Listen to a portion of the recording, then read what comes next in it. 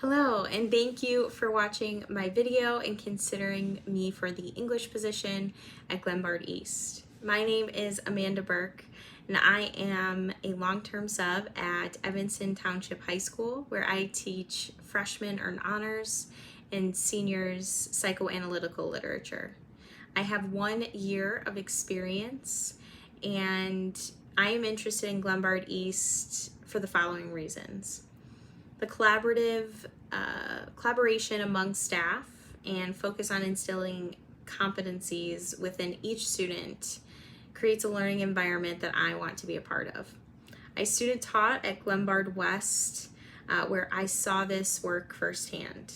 I fell in love with the culture, the professional learning community framework, and most importantly, the students. Before students teaching, the first ever lesson I taught was in Jason Best and Elizabeth Fleming's class at Glenbard East, where I was collecting clinical hours for my secondary education degree.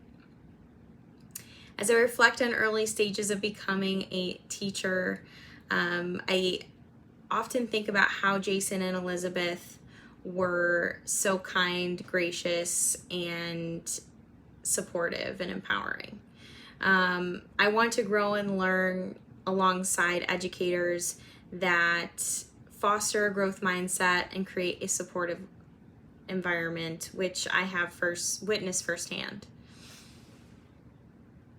The second question, why did you decide to enter the teaching profession?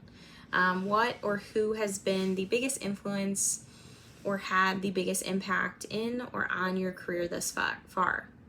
My youngest sister has a learning disability, and throughout her high school career, I was her tutor.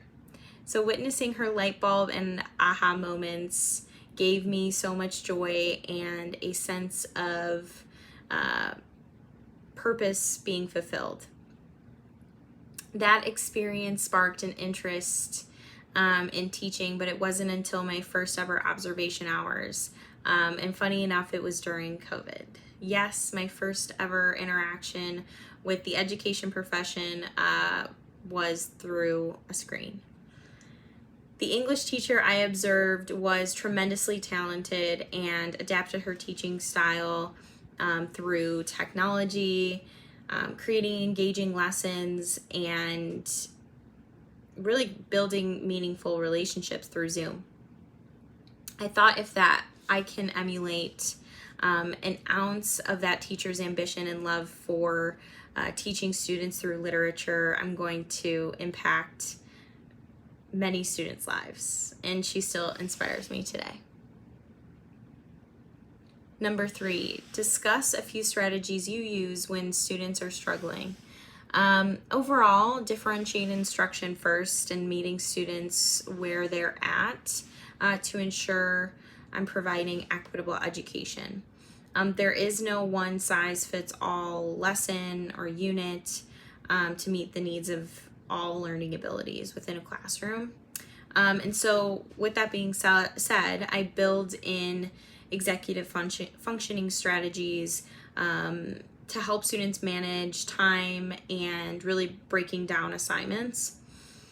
For example, I had a senior come up to me during our book club unit and bring up a concern regarding her juggling school, a full-time job, life, and reading a novel cover to cover for the first time.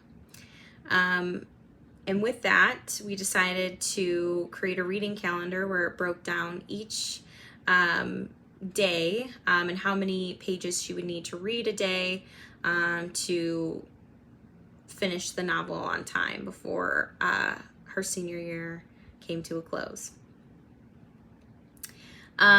With that, I met with her 2 days a week, essentially helping with annotations, pulling quotes, and really giving her a space to read and meet her goal. So last week she came to me with tears in her eyes, telling me that she was on page 176 of The Handmaid's Tale. To say I was proud is an understatement. She was even prouder of herself, which is just as or even more so meaningful and valuable.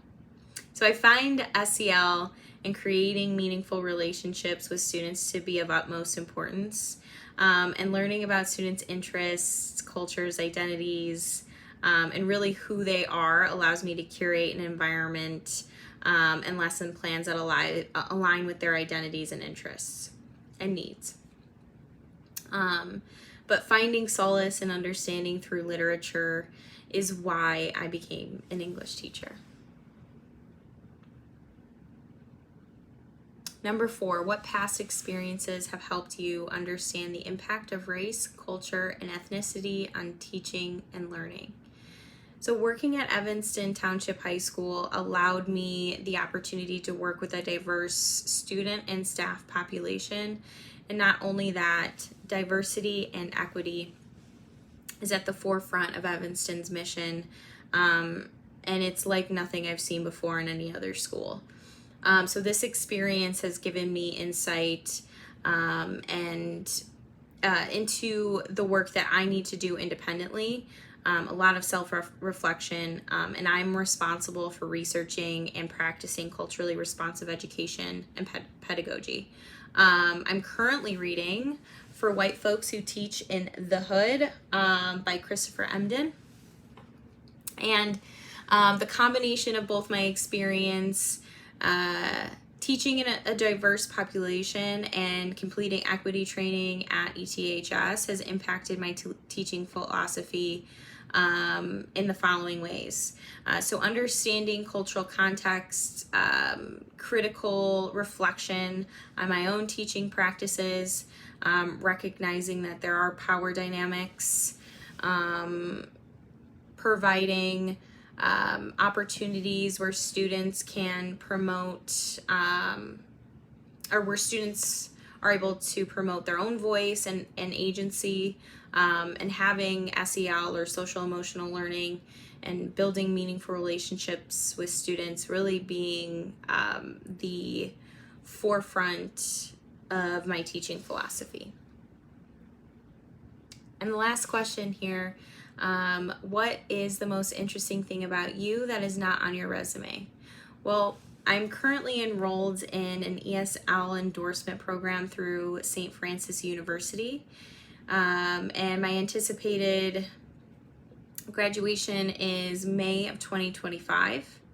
And on a more personal note, over the past year, I have learned a lot about myself. Being at 3 different schools, being a long-term sub for 2, I have had to adapt to 3 different communities and cultures. What my resume does not say is that my education and philosophies take me far, but my ability to adapt and create meaningful relationships with students wherever I go takes me even farther. Thank you.